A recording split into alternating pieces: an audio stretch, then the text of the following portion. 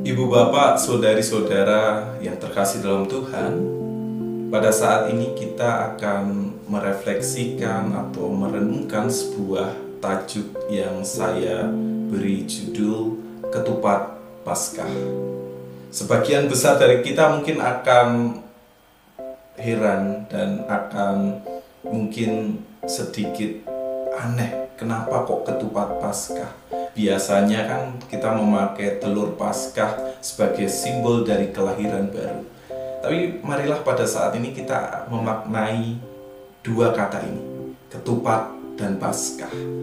Kita mulai dengan kata Paskah sendiri.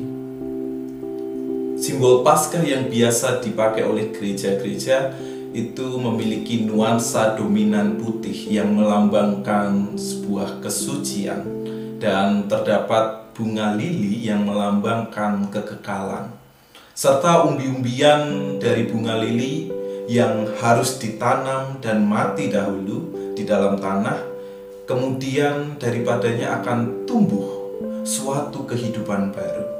Nah, ini menjadi pemaknaan dari simbol Paskah melalui bunga lili dan umbi-umbiannya. Dan melalui Paskah ini, orang percaya telah menerima kehidupan yang baru yang diberikan melalui pengorbanan di dalam kesengsaraan dan kematian Yesus Kristus. Dan kehidupan baru itu sendiri menjadi kehidupan yang bertautan dengan hidup yang kekal. Itu yang menjadi pemaknaan dari simbol Paskah yang bernuansa putih dan memakai bunga lili.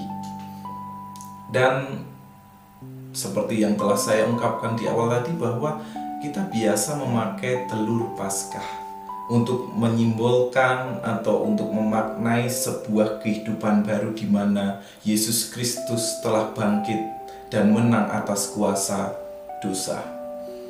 Dan orang akan mungkin mengucapkan Happy Easter. Nah, kata Easter sendiri berpadanan atau selaras dengan kata is yang berarti arah timur, tempat di mana matahari terbit. Dan pada saat itu, Easter sendiri adalah nama dari Dewi Cahaya.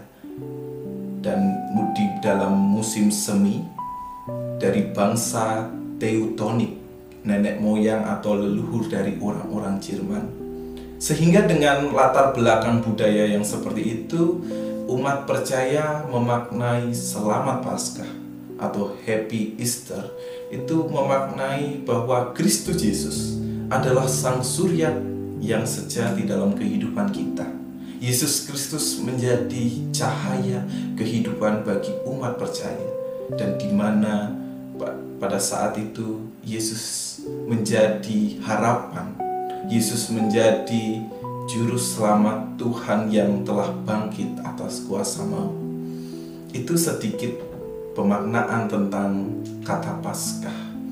Dan kita akan melihat dan mencoba untuk belajar bersama tentang makna dari kata ketupat itu sendiri.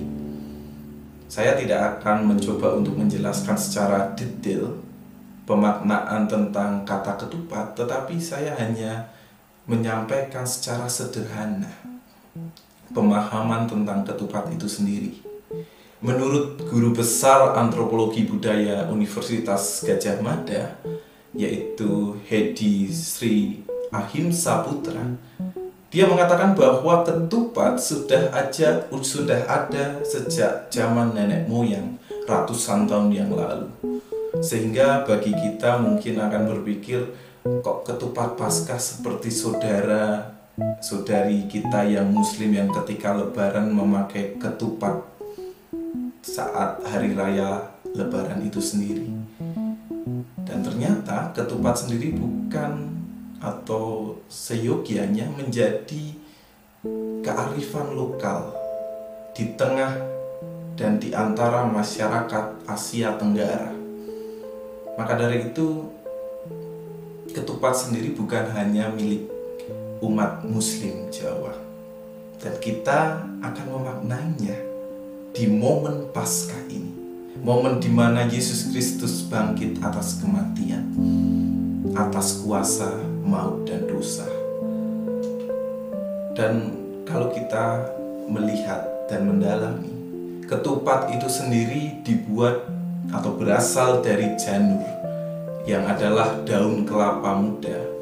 Dan janur sendiri memiliki akronim atau makna sebagai Jatining Nur. Janur itu Jatining Nur. Jatining Nur sendiri adalah terang yang sejati.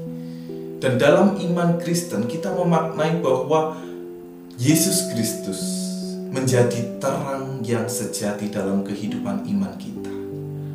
Sehingga kita dapat memaknai ketupat ini bahwa yang berasal dari janur, yang adalah Jatining Nur, adalah Yesus Kristus yang menjadi janur kita, menjadi Jatining Nur hidup kita, menjadi terang yang sejati dalam hidup kita. Dan kalau kita lihat, ketupat itu sendiri memiliki anyaman yang begitu rumit. Dan rumitnya anyaman ketupat itu melambangkan dosa, berbagai kejahatan hidup manusia. Bahkan melambangkan betapa sulit rumitnya setiap pergumulan dan pergulatan hidup manusia. Sehingga kita dapat memaknai bahwa ketupat yang berasal dari janur itu sendiri, Sang terang yang sejati, Kristus Yesus yang memasuki rumitnya anyaman kehidupan kita, memasuki rumitnya pergumulan dan pergulakan batin kita.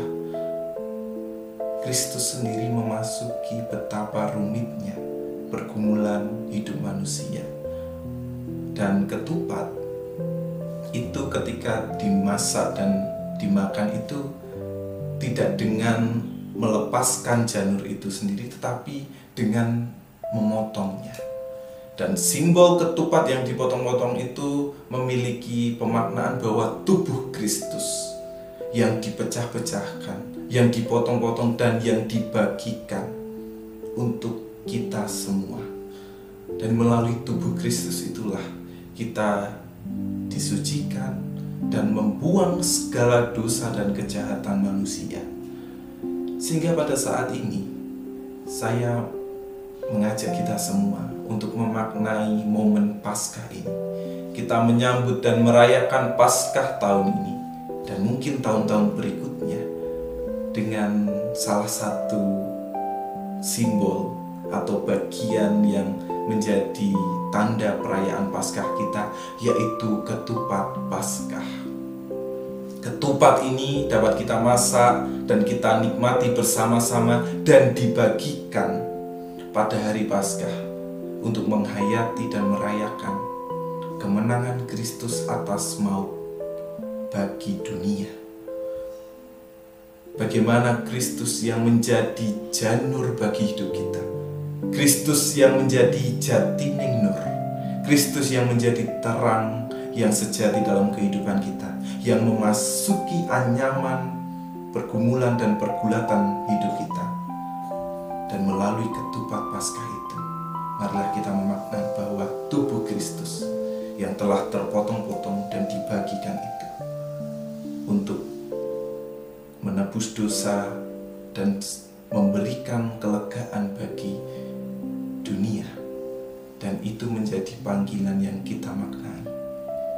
Kita seyogyanya menyediakan diri dan hidup kita untuk terbagi-bagikan, untuk berkorban bagi yang lain. Karena hanya Kristuslah yang menjadi janur hidup kita. Kristuslah yang menjadi Jatining Nur. Kristus terang sejati dalam hidup kita.